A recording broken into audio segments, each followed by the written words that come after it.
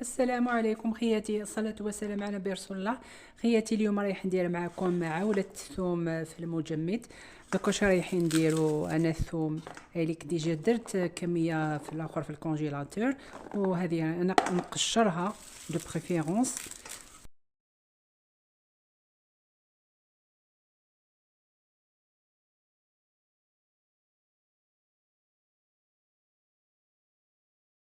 هايليك بعد ما قشرتها كامل دوك رايح نعمرها داخل هذا القرعة تاع الجو.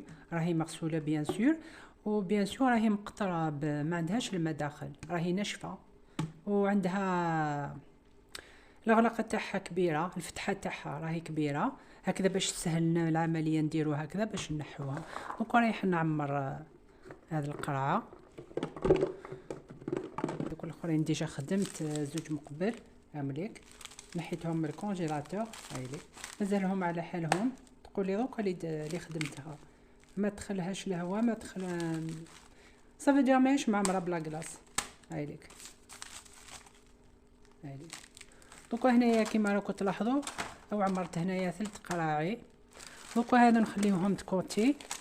دوكا هنايا فضلت شويه، رايح نوري لكم الطريقه. هنايا هذيك اللي فضلت رايح نفرغها كامل هكذا. رايح نميكسيها بيان سور. اش رايحين ندير عليها؟ رايح ندير شويه تاع الزيت، زيت نباتي، ورايح ندير ثاني عليها ثوم. هذه هي الطريقه الثانيه هكذا. بيان سور نغلق عليها. بيان سور ما تنساوش ديروا لها شويه تاع الزيت مع شويه تاع ملح. دوك هنايا رايح ناخذ الصح. بيان سور عنده هذوك لي صاك يعني نديروهم في المجمد. رايح نعمر هذيك الكميه كامل الداخل.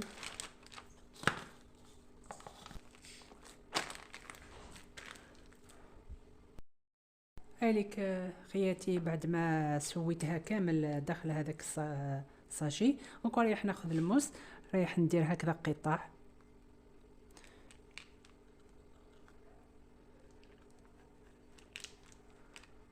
هكذا.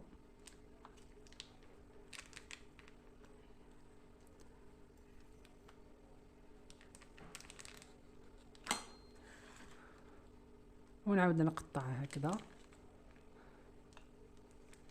دوكا خياتي هذه هي طريقتي في تجميد عولة الثوم. هيديك دوكا نتمنى انه دوكا ما بقى لي غير نقول لكم الى الملتقى ان شاء الله.